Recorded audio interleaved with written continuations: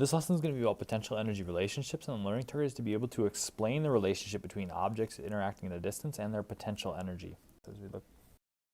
So in an earlier video that we watched with the potential energy, we were talking about how as someone's height increases, their potential energy increases. If I had a weird case of stairs here and I had somebody sitting down right here, they have a little bit of a potential to fall, and their motion could change by the time they hit the ground, right? They're going to speed up as they fall off of these stairs, and they have the potential for their motion to change. As they move up in these stairs, now they're a little bit higher. They have a greater potential for change in their motion. By the time that they hit the ground, if they were to jump off of these stairs, they would be moving faster than they would be from this location. So as they moved up, their potential energy increased as they got farther away from the earth. As they get to the very top here, now if they fall off from up top here, their motion is going to change a lot. They're going to be moving very fast by the time they get to the bottom here, and they have a greater potential energy. So as we move up on these stairs, our potential energy increases. Now, one way that we can describe this is we can look at what's going on and why we fall. Right? So if you think about what's going on when they're falling down to the earth, we have the earth here. Say right there. Not quite the big blue drawing, but it's okay. Let's say that we have you right out here in space. Not a whole lot realistic because you're about, a tenth the size of the earth right now, but we'll work with it. So the reason why you fall down to earth is because there's a force of gravity acting on you, right, by the earth. Force of gravity. And remember that when there's a force acting on something, that object is going to accelerate in the direction of the net force. And so when we have this force of gravity acting on you, you're going to start accelerating down towards the earth. Well, the reason why you have more potential energy when you're farther away from the earth, when you're higher up, is because if you look at the distance that you have to accelerate, let's say that you're out here. We have two different people, right? And we take both of them, and they both have a force of gravity acting on the earth. Now remember that when you get farther away from the earth, the force of gravity acting on you is less, but as you get closer, it gets stronger.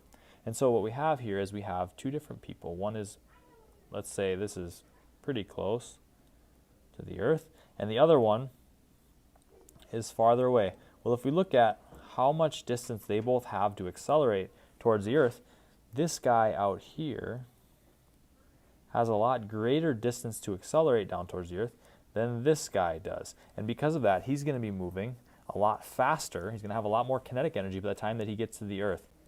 And so as we move away from the earth, like we do back in our little example here, we're giving ourselves more room to accelerate down towards the earth. And so we have a greater potential for change in our kinetic energy, in our movement here. And so as we increase height,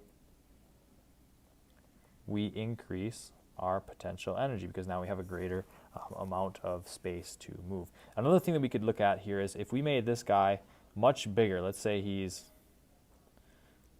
if he's like 5 times as big as he was before, he's also going to have more potential energy. So if I have a greater mass, I have a greater potential energy. He's going to be bigger, he's going to be able to cause more change. And so potential energy is dependent on, for gravitational potential energy is dependent on the mass of the object and the height the object is over the earth.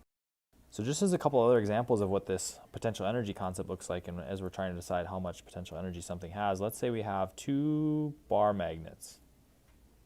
To be able to see how these things are going to interact at a distance. So let's divide them into separate sides. We've got our plus side here, plus side here.